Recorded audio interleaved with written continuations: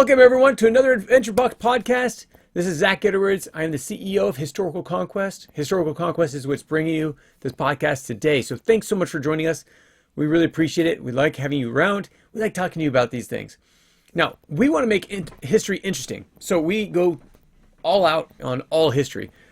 One thing that's really interesting is that we do not stick with stereotypes. We will not stick with the line that a lot of people like to stick with. So a lot of people like to say that slavery was only Africans who were brought over to the Americas. But we're going to go a lot more in depth than that. Slavery goes all the way back to Mesopotamian times. And we're going to go back to that today. So today we're going to be focusing on a very delicate and interesting and important subject.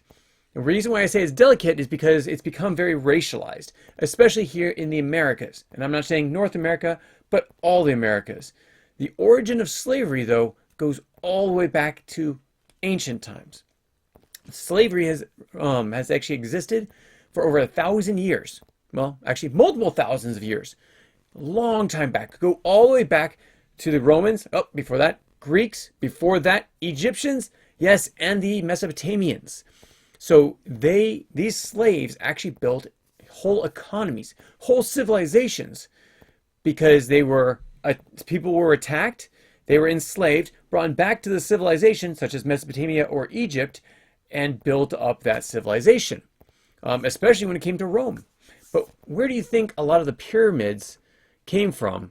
Now, some people would like to say outer space, like people from outer space were able to come down and do it. But actually, what we know happened, whether that happened or not saying, but what we know happened is that slaves were used in Egyptian history to build the pyramids, to build the different architecture all throughout of Egypt. So there's three things we're going to be talking about. First, we're going to be talking about the origins of slavery in ancient civilizations. Next, the evolution of slavery into the colonial Americas, and then how it expanded and became almost an institution. Now, what's really interesting about calling it an institution is that people were trained on slavery. People were trained on how to live in slavery. People were trained on how to manage slavery. All these things. So it became institutionalized. They were actually trained on how to do this, which is why it's called that. So let's go back in time. Let's explore the deep, deep roots of slavery before we get back to the Americas. So first off, let's talk about the origins in ancient times. So there's no actual saying where it actually began. Slavery is as old as civilization itself. As societies grew, so did the need for cheap labor. I mean, I got a great instance right now. Okay, what's happening in the United States? We have a lot of immigration that goes around.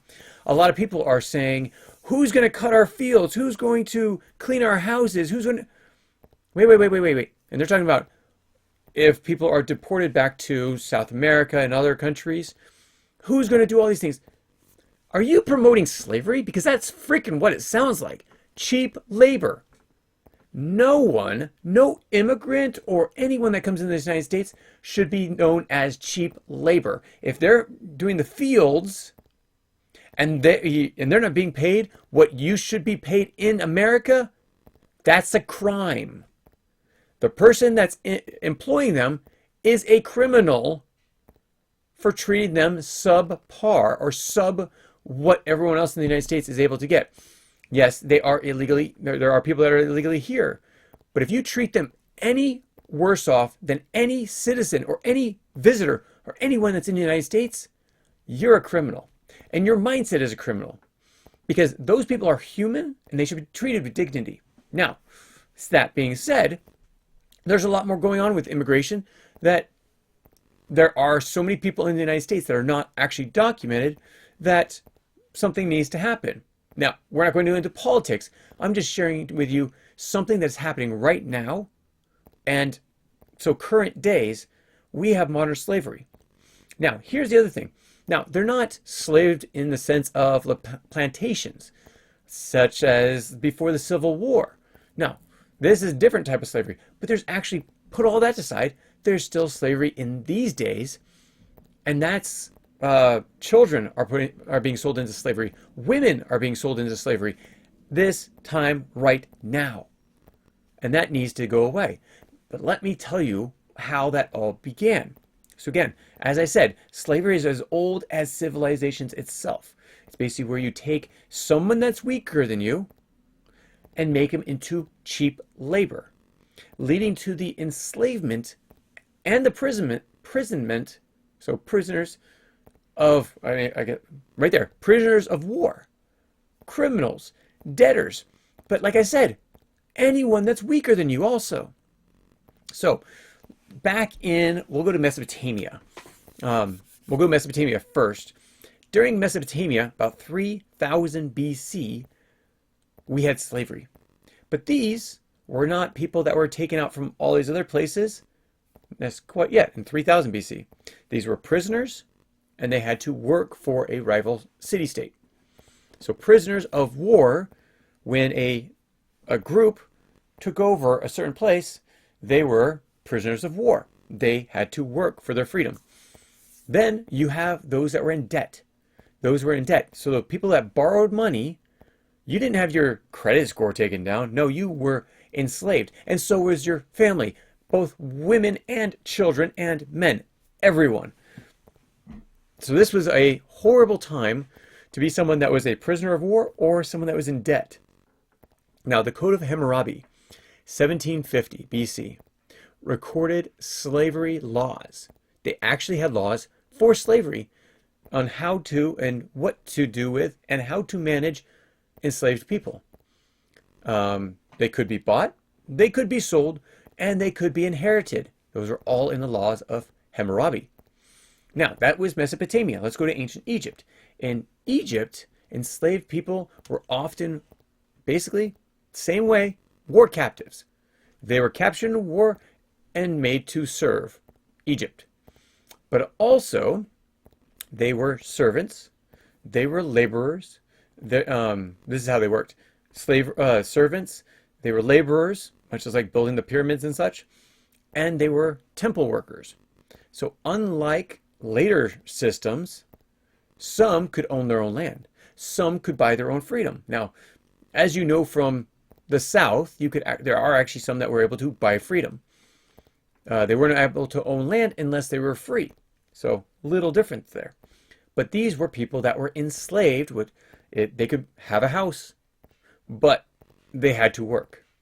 So some might say, oh, in the South it was so much worse. It's like, no. Even if they had some rights, they were still treated subhuman.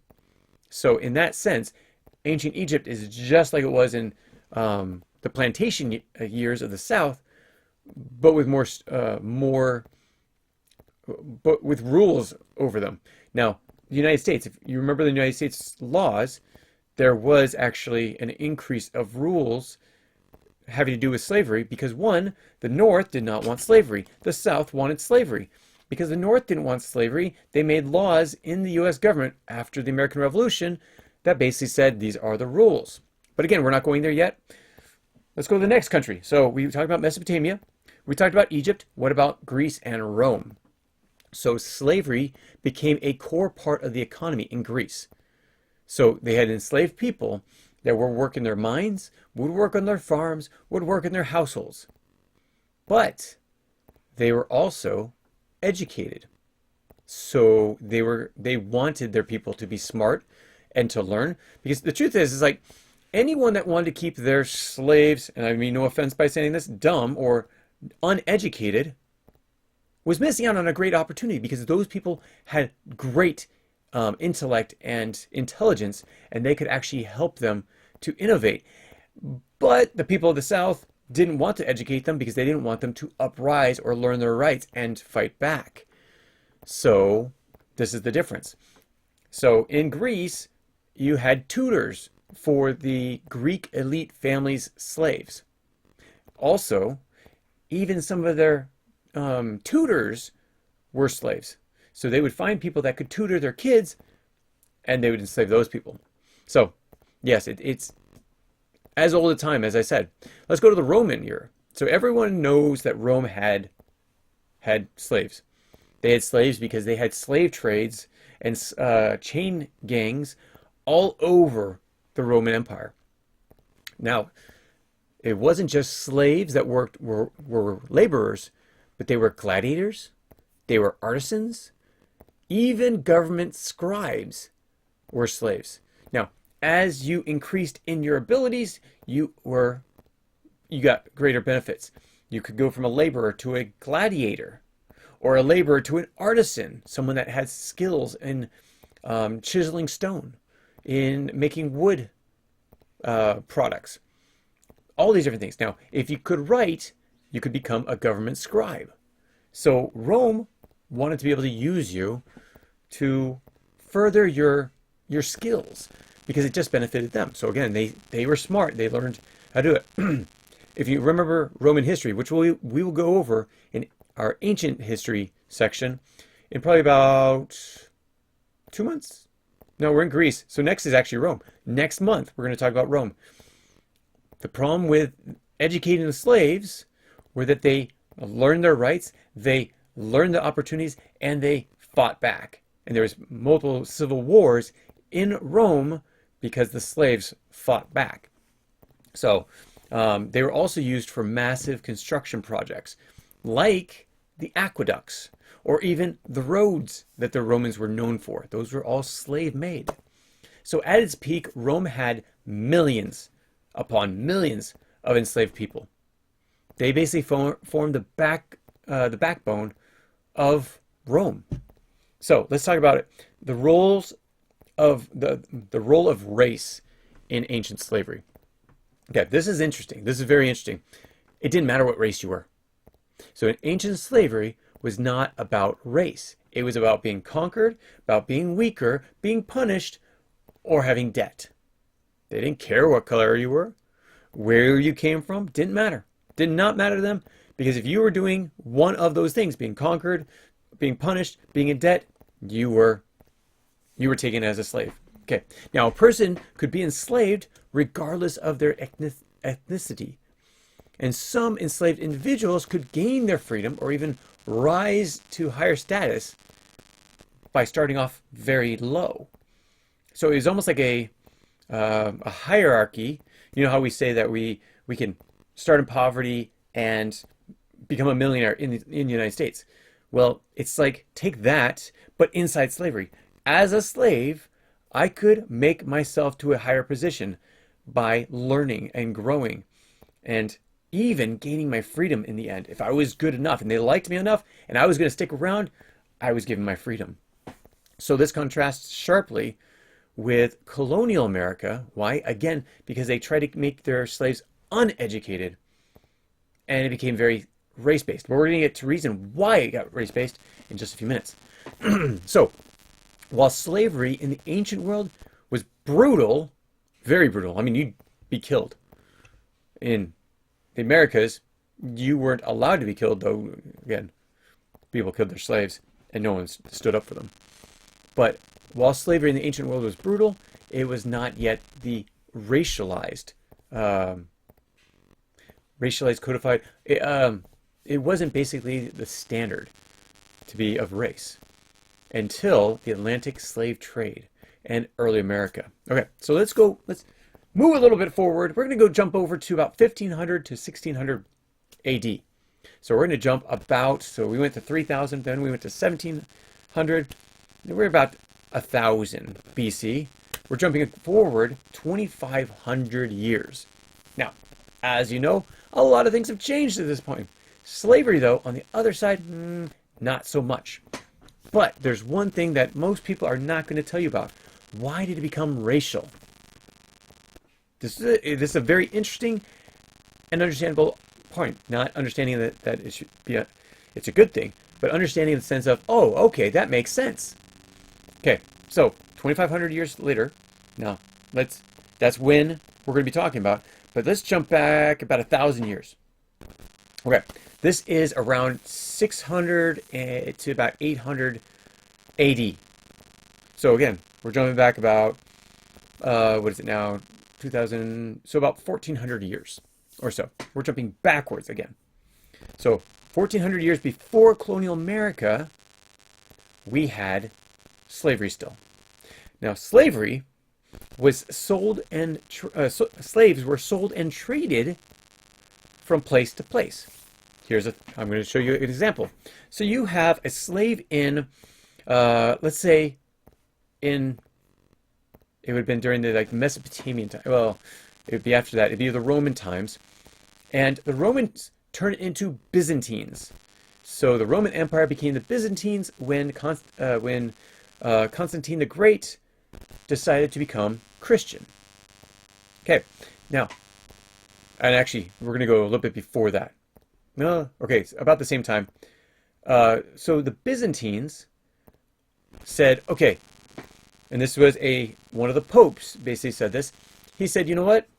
We are not going to have slavery any longer. Oh, there was an uproar. There was a complete uproar that the Pope would not allow Europe to be part of the slave trade.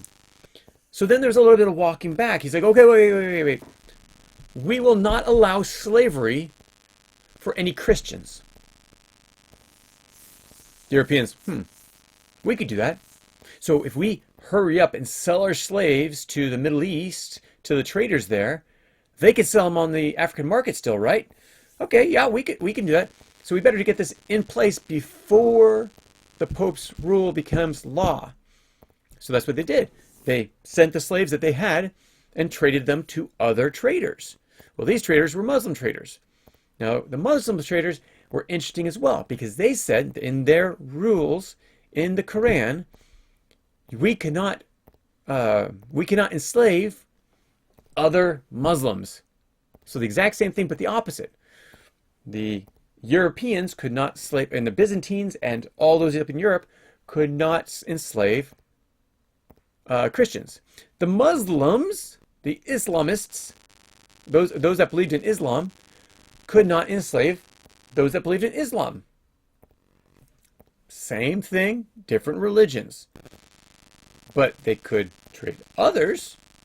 So all of a sudden, the Christian or the Europeans. Now remember, in Europe at this time, there was a lot more than Christians. There was pagans up there and everything. So they took those, still white, still semi-Caucasian. They took those slaves and they sold them down to the Muslims, and the Muslims traded them everywhere that was not Christian, including Africa. So Africa actually had a thriving white slave market. There's actually very prominent people in history who were slaves, taken slave by the Muslims during the caliphates, during the fighting. We'll talk about that later on. But during this time, the caliphates became the Islamic caliphates became very powerful, and they were actually the ones that controlled the Royal Road. Remember, that was the road between Mesopotamia, or between Persia and basically Turkey, between Europe and the Middle East. And it also expanded out to Egypt, and then expanded all throughout Africa. So slaves were being traded all over the place, except the Christians could not enslave Christians. Muslims could not enslave Muslims. Hey, you had an intermediary. You had someone that was Jewish. The Jewish, they actually sold and traded both the Muslims and the Christians. Actually, I'm not quite sure. I don't think they did sell Jewish. So they became a middleman between those. So everyone was participating in slavery. It was a normal thing at this time. Not saying it's good. I am saying it's bad. It's not saying it's good, but it became a normalized thing. And even though they could not sell their people, they were able to sell those that were not in their religion. The Muslims, though, they had an interesting thing. So they had in their rules, if a person becomes a Muslim, they cannot be sold. So you had a lot of their slaves all of a sudden saying, wait, that's the rule? Psh, I'm done. I'll take Muslim. I'll take Islam. I will believe in Islam if you free me. And they had to be freed. So a lot of the Africans joined Islam. A lot of the white European pagans joined Islam. So you had a lot of different mixing. Now, the Christians actually had the same thing, where you could actually convert and not be sold into slavery.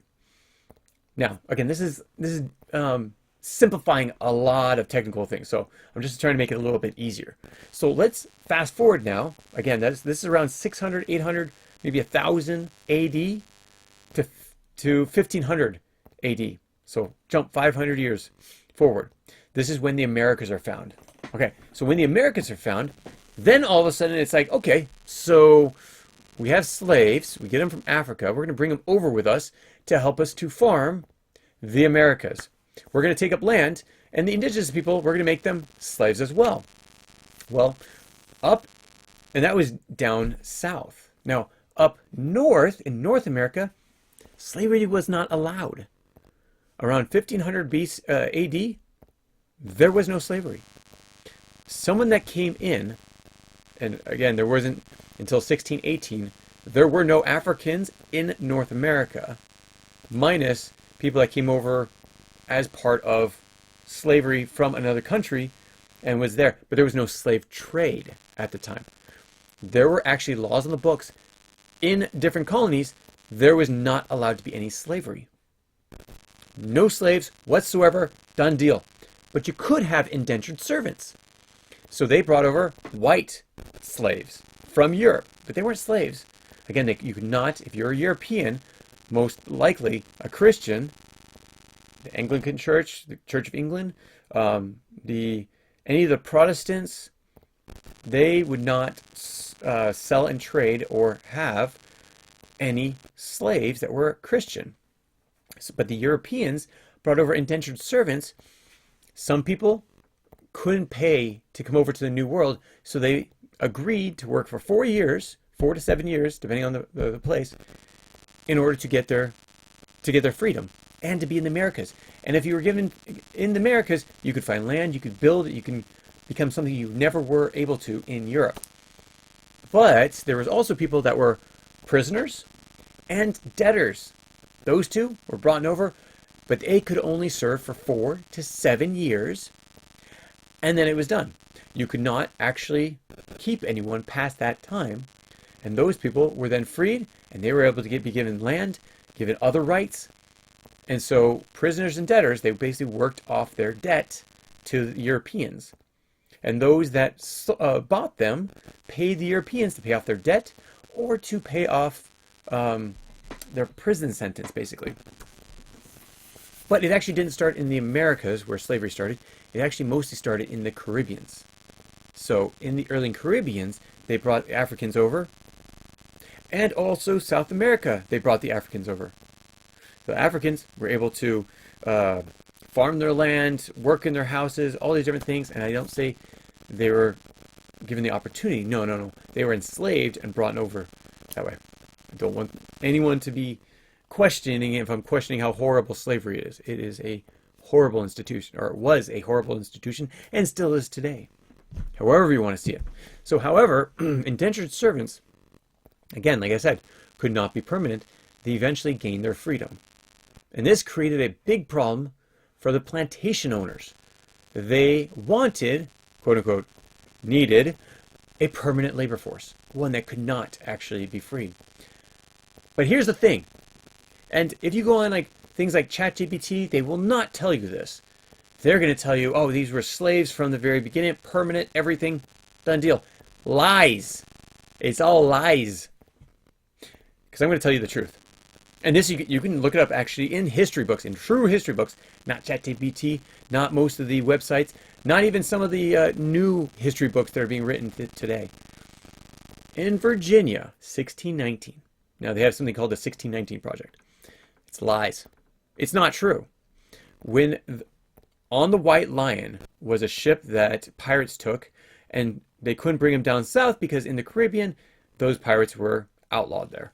And so they brought him up to North America. They brought him into Virginia. And what did they do? They sold these people into, quote unquote, slavery? No. They sold them into indentured servants. There was no slavery at the time. 1619, they brought them over to Virginia.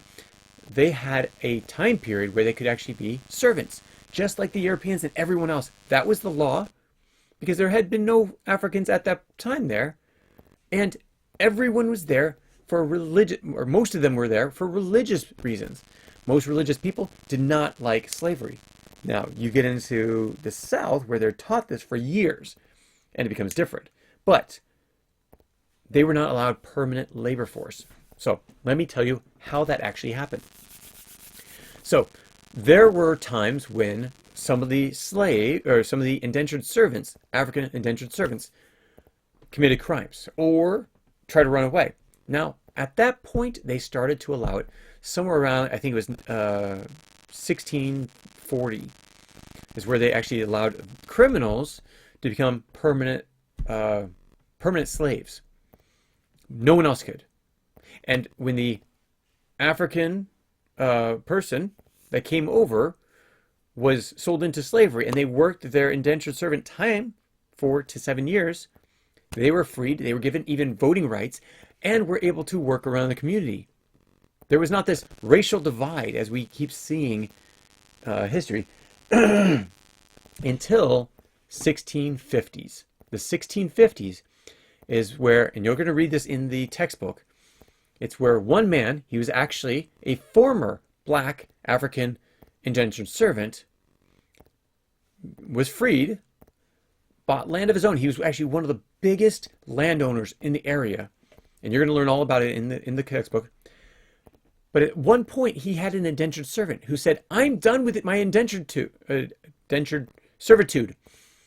I should be freed. And so actually the white neighbors sided with him and actually worked to get him off the books for this one gentleman who used to be an indentured servant too. Well, this one gentleman did not want to give up his quote-unquote slave. His quote-unquote slave. So he brought it to court. Well, with the help of the white neighbors who were going to employ this supposed to be former indentured servant, he then said, well, I will support you in court. And they went to court and they won. The first time they won. It's the second time. So this wealthy former indentured servant African decided, no, that's not right. I'm appealing. And he appealed to a higher court. Well, the higher court actually sided with him. Now this is the stickling point, that people could actually be permanent slaves. Now, this was down in the South. A lot of the South wanted to change this law also, which is why they actually got a lot more support behind this this quote-unquote owner and made it law. At that point, that's when Africans who came over became slaves, permanent slaves. It was a shift in slavery. So it was not during 1619.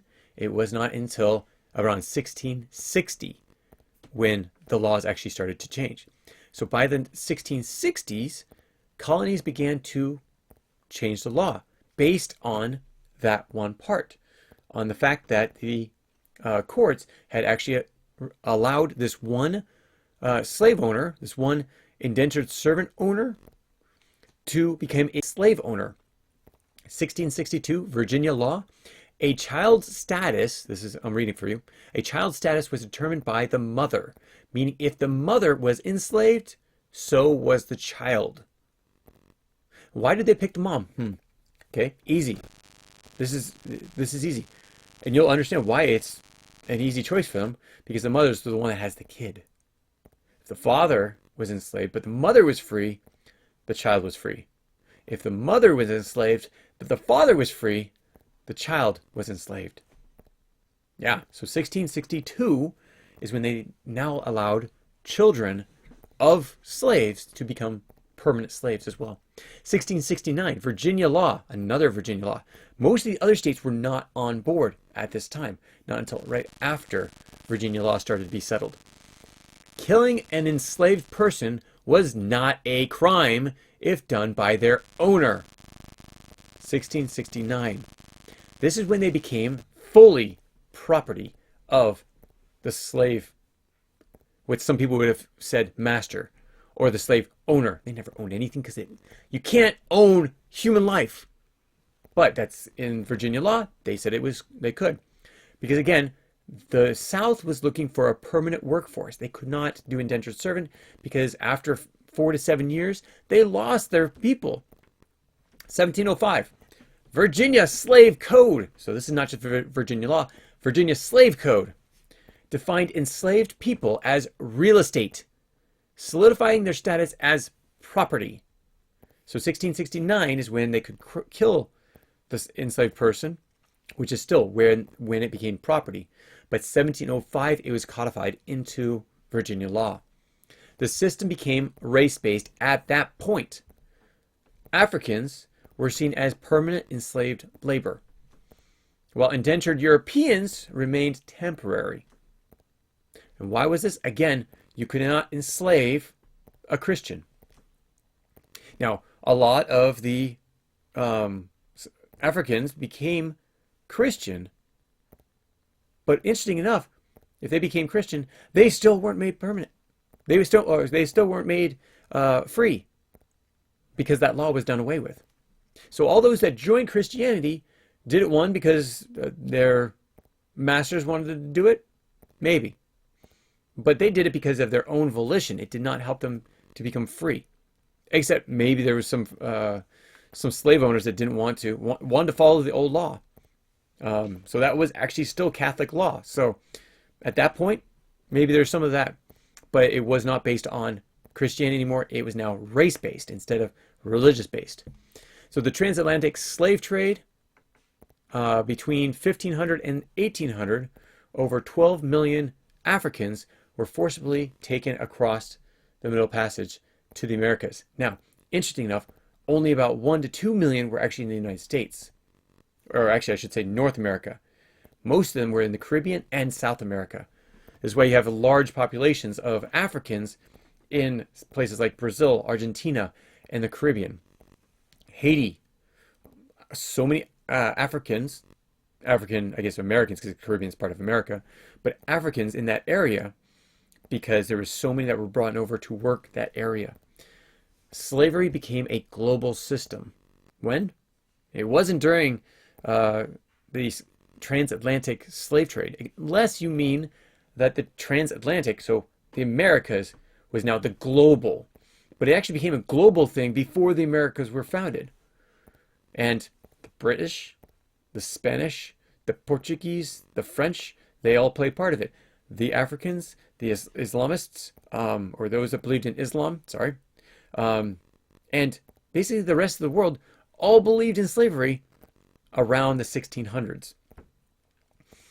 Now, this did shift a little bit as well, but we're not going to go over that right now. We're going to go over that next time, and then more during the Civil War. But I'm trying to give you an understanding of how all these people came to the Americas and how they were treated. So I'm going to finish this last part up really quick, the institution. So the slave trade into the plantation industry was, by the 1700s, slavery was essential for the economy in places like Virginia, South Carolina, the Caribbeans, and all over South America. Large plantations grew tobacco, rice, sugar, requiring thousands of enslaved workers. If they had to pay them all a proper wage, I mean, think of sugar, it would be worth millions of dollars because it took so long to harvest it all.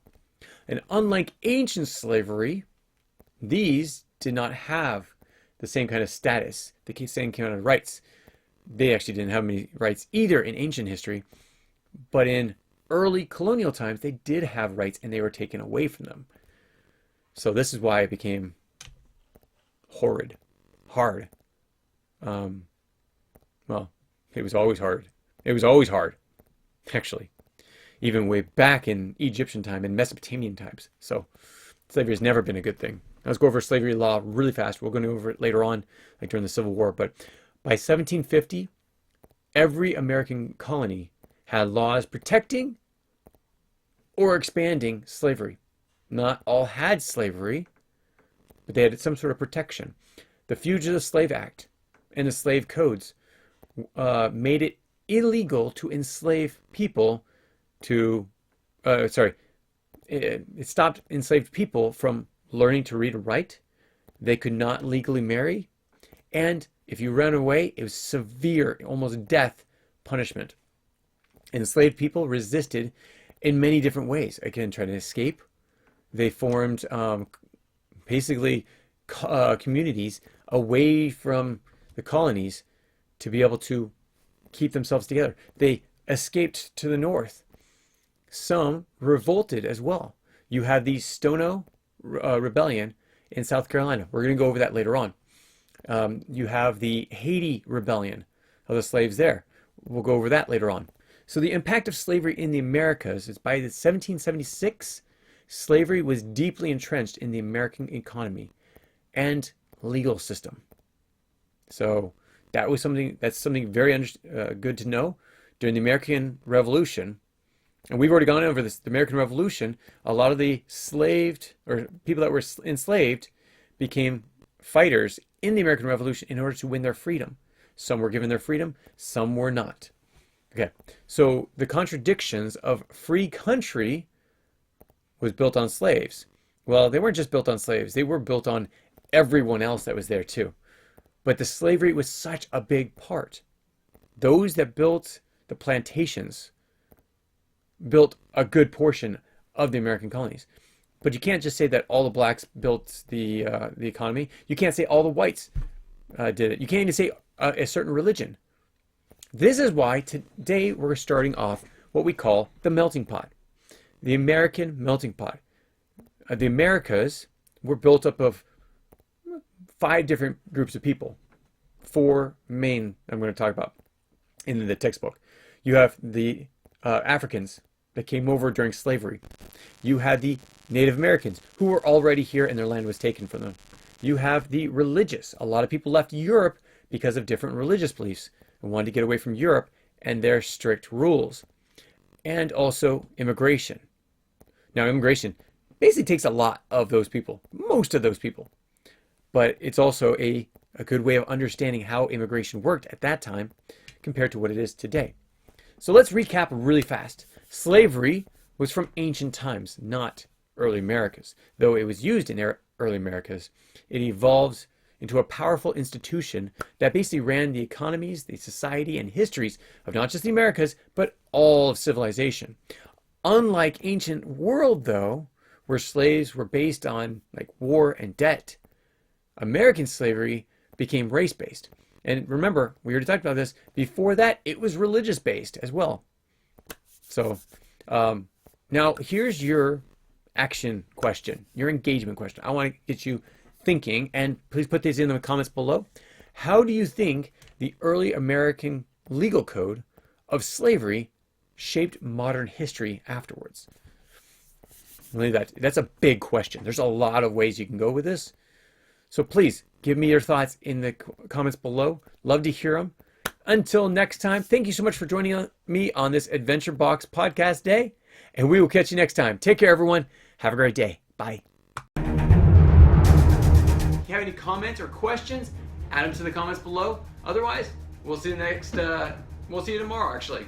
Take care. Bye.